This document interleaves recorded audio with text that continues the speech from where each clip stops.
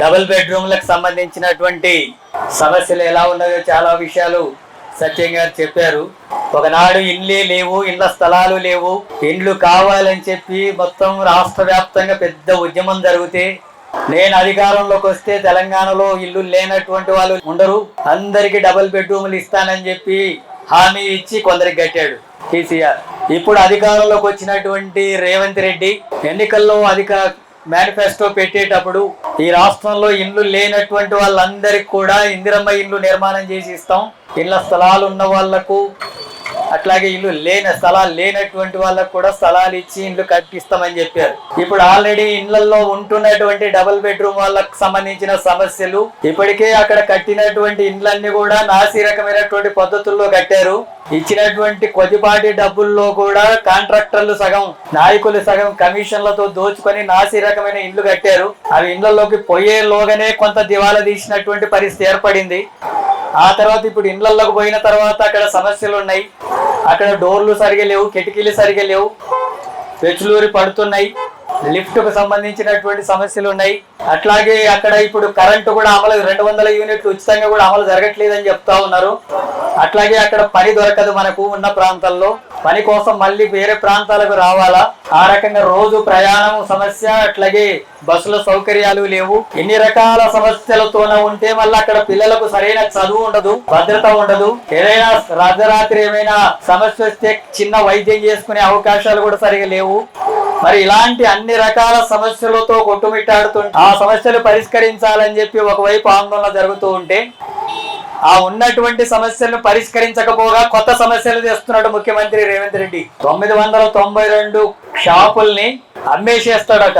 అమ్మేసి వచ్చినటువంటి డబ్బులతోన ఏమైనా సమస్యలు ఉంటే పరిష్కారం చేసుకోవడానికి కలెక్టర్ దగ్గర డబ్బులు పెడతాను అంటున్నాడు. వాస్తవానికి అమ్మేసి ఆ డబ్బులనంతా కూడా కలెక్టర్ దగ్గర పెడతాము, ఏదైనా సమస్య వస్తే ఈ పరిష్కారం చేసుకోండి అని చెప్పి ఆ రకమైన పద్ధతుల్లో ఈ నెల చివరిలోగా వేలం పాటలు వేస్తున్నామని చెప్పి కలెక్టర్ ప్రకటన చేశారని మన వాళ్ళందరూ కూడా, మీ అందరూ కూడా కలిసి ఈ రోజుకి ఆందోళన కార్యక్రమానికి ఇక్కడ అసెంబ్లీ జరుగుతుంది కాబట్టి ఇక్కడ ధర్నా కార్యక్రమం జరుగుతుంది.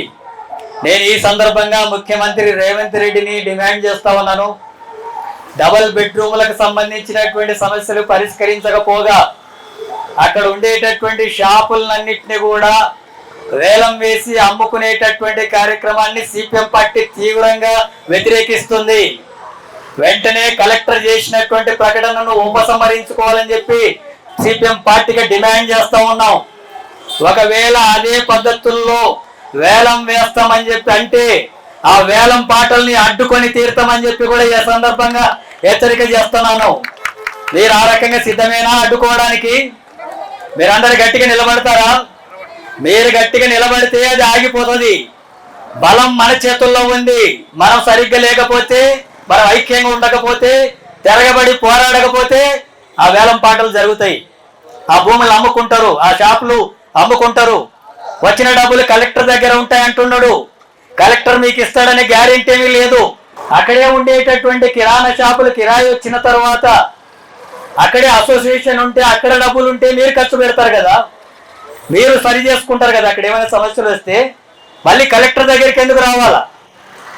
మళ్ళీ కలెక్టర్ శాంక్షన్ చేస్తేనే పనులు జరగాలనేది ఎందుకు ఉండాలా? ఆ తర్వాత ఆ డబ్బులు అయిపోయిన తర్వాత మళ్ళీ ఎవరు ఇవ్వాలా? ఇవన్నీ రకాల సమస్యలు వస్తాయి.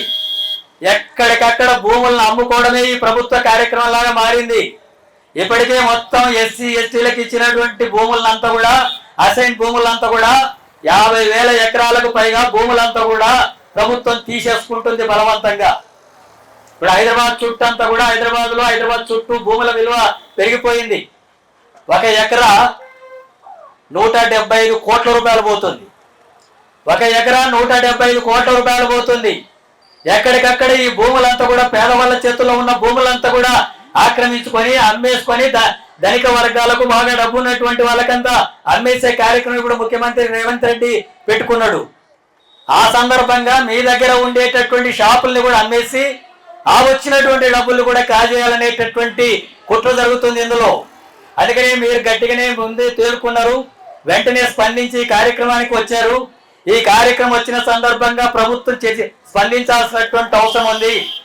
ఈ రకంగా మనం స్పందించి గట్టిగా నిలబడి పోరాడకపోతే ప్రజలంతా కూడా వాళ్ళు మౌనంగానే ఉన్నారు. వాళ్ళు ఎవరి ఇళ్లలో వాళ్ళే ఉంటున్నారు, ఎవరు పట్టించుకోవడం లేదు. ఈ ఎర్రజెండా పార్టీ వాళ్ళు, కమ్యూనిస్ట్ పార్టీ వాళ్ళు ఎప్పుడైనా ప్రజల తరఫున ఆందోళనలు, ధర్నాలు, పోరాటాలు చేయడం అనేది వాళ్ళకు ఉండే సహజమైన విషయం. అందుకే 4 రోజులు ధర్నాలు చేసిన తర్వాత ఎవరింట్లో వాళ్ళే ఉంటారు, ఈ సమస్యను ఈజీగా అమ్మేసుకోవచ్చు అనేటటువంటి పద్ధతుల్లో ప్రభుత్వం ఉంటది. మీరు గట్టిగా నిలబడకపోతే, ఐక్యంగా నిలబడకపోతే, ఆ వేలం పాటలు అడ్డుకోకపోతే అక్కడ ఎవరిని కిరాయిలకు అమ్ముకునేటటువంటి, కొనుక్కునేటటువంటి అవకాశం లేకుండా ఉంటామని ఎక్కడికక్కడ ఉండేవాళ్ళు ఆ అసోసియేషన్స్ అంతా కూడా గట్టిగా నిలబడి ప్రతిఘటిస్తేనే వాటిని అడ్డుకునేటటువంటి అవకాశం ఉంటది. సిపిఎం పార్టీ తరఫున కూడా ముఖ్యమంత్రి రేవంత్ రెడ్డి దృష్టికి తీసుకెళ్తాను ఈ సమస్యను, మీరు ఉపసంహరించుకోండి. ఈ రకమైనటువంటి చర్య నష్టం, డబుల్ బెడ్రూమ్ లో ఉండే వాళ్ళ సమస్యల్ని పరిష్కరించకపోగా ఇంకా సమస్యలు పెరుగుతాయి, దానివల్ల ఇంకా తీవ్రమైనటువంటి నష్టం జరుగుతుంది. ఆ రకంగా ఉపసంహరించుకోవాలని చెప్పి ముఖ్యమంత్రి కూడా తెలియజేస్తాం. ఆ రకంగా ఉపసంహరించుకోకపోతే మీరు ఏం చేసే, మీరందరం కూడా కూర్చొని అనుకొని ఏ పద్ధతుల్లో అయితే దాన్ని ప్రతిఘటిస్తామో, ఏ పద్ధతుల్లో అయితే దాన్ని అడ్డుకుంటామో ఆ రూపంలో మనమంతా కూడా చేద్దాం. ఖచ్చితంగా అడ్డుకొని తీరితేనే మన సమస్యలు పరిష్కరించడానికి అవకాశం ఉంటది. చాలా సమస్యలు మన వాళ్ళు చెప్తున్నారు. అక్కడ ఉండేటటువంటి వాళ్ళకి సంబంధించిన రేషన్ షాప్ లేదు, ఉచిత కరెంట్ అమలు జరగడం లేదు, అమలు చేయాలి కదా. ముఖ్యమంత్రి హామీ ఇచ్చి కూర్చుంటే అయిపోయానా? 200 యూనిట్లు వాడే వాళ్ళందరూ కూడా ఉచితంగా అని చెప్పాడు. మరి డబుల్ బెడ్రూమ్ లో ఉండే పేదవాళ్ళకి అమలు జరగాలి కదా, అక్కడ ఉండే వాళ్ళకు రేషన్ షాప్ ఉండాలి కదా, అక్కడ ఉండేటటువంటి వాళ్ళు కూడా మనుషులే కదా, అక్కడ ఉండేటటువంటి వాళ్ళు కూడా పిల్లలు కదా, వాళ్ళకి అంగన్వాడీ కేంద్రాలు ఉండాలి కదా. ఆ రకమైనటువంటివి ఏర్పాటు చేసే కార్యక్రమం ఉండదు. కరెంటు సరిగా లేదని అంటున్నారు, అట్లాగే వాటర్ సరిగా అంటే నీరు కురుస్తుంది అని చెప్పి అంటూ ఉన్నారు, బిల్డింగ్ పెచ్చులు పెడుతున్నాయి అనేటటువంటి విషయాలు చెప్తా ఉన్నారు. లిఫ్ట్ ఊడిపో, కరెంటు బంద్ అయిపోతే లిఫ్టులో ఉన్న వాళ్ళ సమస్య ఏంటి? పిల్లలు ఉంటారు లేదా అనారోగ్యమైనటువంటి వాళ్ళు ఉంటారు, వాళ్ళ గురించి పట్టించుకోవాల్సినటువంటి బాధ్యత ఈ ప్రభుత్వానికి లేదా? ఒక జనరేటర్ పెట్టాలనే బాధ్యత ఉండకూడదా? అక్కడ ఒక స్కూల్ పెట్టాలా, అక్కడ ఒక హాస్పిటల్ పెట్టాలా, అక్కడ ఒక మంచి సౌకర్యాలు ఉండాలా, మంచి వాతావరణం ఉండాలని ఇంగిత జ్ఞానం ఉండకూడదా? డబ్బున్నటువంటి వాళ్ళకు ఒక రకంగా, పేదవాళ్ళు ఉన్నటువంటి వాళ్ళకు ఒక రకమైనటువంటి వ్యవస్థ ఈ ప్రభుత్వం అమలు చేస్తున్నటువంటిది ఉంది. పేదవాళ్ళు కదా, కూలీళ్ళు కదా, కష్టపడే వాళ్ళు కదా, వీళ్ళకేం మనుషులు కాదు, వీళ్ళకి ఏ సౌకర్యాలు ఉండాల్సిన అవసరం లేదు, ఏదో ఒక రూపంలో ఇంత ఇల్లు ఇచ్చేస్తే అయిపోతుంది అనేటటువంటి ధోరణి ఉంది. ఇలాంటి పేదవాళ్ళని మనం అత్యధిక సంఖ్యలో ఉన్నాం. ఈ పేదవాళ్ళందరం కూడా ఐక్యమయ్యి మన సమస్యలు మనం పరిష్కరించుకునేటటువంటి విధానాలని, అలాంటి రాజకీయాలను ఆలోచించకుండా డబ్బులు ఇచ్చో, మద్యం ఇచ్చో, ఓట్లేసి అధికారం ఇచ్చే అటువంటి వాళ్ళకి ఓట్లేసి అధికారం ఇస్తే మన సమస్యలు ఇట్లే ఉంటాయి. గతంలో టీఆర్ఎస్ చూసాం, ఇప్పుడు కాంగ్రెస్ చూస్తున్నాం, అంతకుముందు తెలుగుదేశం చూసాం, అంతకుముందు కాంగ్రెస్ చూసాం, మొత్తం దేశంలో ఇప్పుడు బీజేపీని చూస్తున్నాం. మొత్తం ఈ దేశంలో ఉండేటటువంటి వాళ్ళ పేదవాళ్ళ సమస్యలు పరిష్కరించకపోగా మరింత పెరుగుతున్నాయి. ఇప్పటికీ హైదరాబాద్ మొత్తం మన తెలంగాణ జిల్లాలో 30 లక్షల కుటుంబాలకు ఇల్లు లేవు, ఇళ్ల స్థలాలు లేవు. వాళ్ళకి ఇంటి ఇస్తామని చెప్పి ఓట్లు వేసుకొని అధికారులకు వచ్చి ఇవ్వడం లేదు. మరి వాళ్ళు కూడా పేదవాళ్ళు కదా, వాళ్ళు కూడా కుటుంబాలు ఉంటాయి కదా, వాళ్ళకు కూడా భార్య పిల్లలు ఉంటారు కదా, ఉండడానికి ఇంత ఇంటి స్థలం ఉండాలి కదా, ఇల్లు ఉండాలి కదా, గౌరవంగా బ్రతికే పరిస్థితి ఉండాలి కదా. ఇల్లే లేకుండా బ్రతుకుతున్నటువంటి దుస్థితి కొనసాగుతుంటే పరిష్కరించేటటువంటి బాధ్యత ఈ ప్రభుత్వానికి లేదా? ఇళ్ల స్థలాలు ఇవ్వడం సాధ్యం కాదా? ఏం ఖర్చు లేకుండానే ఇళ్ల స్థలాలు ఇవ్వచ్చు కదా. భూములంతా కూడా ఉన్నాయి కదా, ప్రభుత్వ భూములంతా కూడా, అవన్నీ కూడా కాజేసుకుంటున్నారు ఎవరికి వాడు. పేదవాడు మాత్రం గుడిసె వేసుకుంటే పీకేస్తారు వచ్చి. ఇప్పటికీ సిపిఎం పార్టీ ఆధ్వర్యంలో తెలంగాణ రాష్ట్రంలో 60-70 కేంద్రాల్లో ఇళ్ల స్థలాల పోరాటం జరుగుతుంది. ఎక్కడెక్కడ ఇళ్ల స్థలాలు పేదవాళ్ళకు లేవో వాళ్ళందరూ కూడా ప్రభుత్వ స్థలాలు గుడిసెలు వేసుకొని నివాసం ఉంటున్నారు. వాళ్ళకంతా కూడా ఇండ్లు ఇవ్వాలని చెప్పి అంటే గొడవ చేస్తున్నారు. మన ఎల్బీ నగర్ లో ఇళ్ల స్థలాలు లేవని చెప్పి అంటే మహిళలను అరెస్ట్ చేశారు. ఇప్పుడు ఈ రోజు మన పిల్లలందరూ కూడా చదువుకున్నటువంటి పిల్లలు, పేదవాళ్ళ పిల్లలు, మేమంతా డిగ్రీలు పీజీలు చేసినాం, మా తల్లిదండ్రులంతా కూడా కష్టం చేసి చిన్న చిన్న ఉద్యోగాలు చేసి మమ్మల్ని బాగా కష్టపడి చదివిస్తే మాకేమైనా ఉద్యోగం వస్తే వాళ్ళు బాగుపడతారని చెప్పి అనుకొని చదివించారు, డిగ్రీలు పీజీలు చేసినాం, అయినా ఉద్యోగం రావట్లేదు. మేము అడ్డ మీద కూలీలు అవుతున్నాం, ఆటో రిక్షా కార్మికులు అవుతున్నాం, లేదా సెక్యూరిటీ గార్డులు అవుతున్నాం. ఇదేం పరిస్థితి అని చెప్పి ఉద్యోగాన్ని ఇస్తారా లేదని చెప్పి ఇప్పుడు అసెంబ్లీకి యువకులు మన బిడ్డలంతా కూడా పోతే వాళ్ళని అరెస్టు చేసి ఇప్పుడు పోలీస్ స్టేషన్లలో పెట్టారు.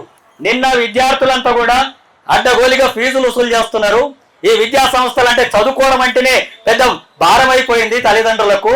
వాళ్ళకు వచ్చేటటువంటి ఆదాయంలో పిల్లల్ని స్కూళ్లకు పంపించాలంటే ఫీజులు ఖర్చు అవుతున్నాయి, ఈ రకంగా ఫీజులు ఖర్చు కావద్దు, ఫీజులు అత్యధికం అవుతున్నాయి, వీటిని అంతా కూడా తగ్గించాలా, పెండింగ్ లో ఉన్నవన్నీ రిలీజ్ చేయాలని చెప్పి అసెంబ్లీకి పోతే విద్యార్థులను అరెస్ట్ చేసి పెట్టారు. ఈ రోజు నిరుద్యోగుల్ని, మన బిడ్డల్ని అరెస్ట్ చేసి పెట్టారు.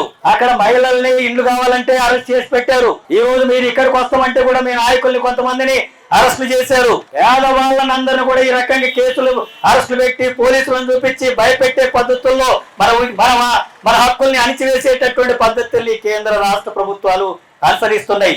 మరి ఇలాంటప్పుడు మనం ఐక్యంగా ఉండాలి కదా, గట్టిగా నిలబడి పోరాడాలి కదా, రాజకీయాలు కూడా అర్థం చేసుకోవాలి కదా.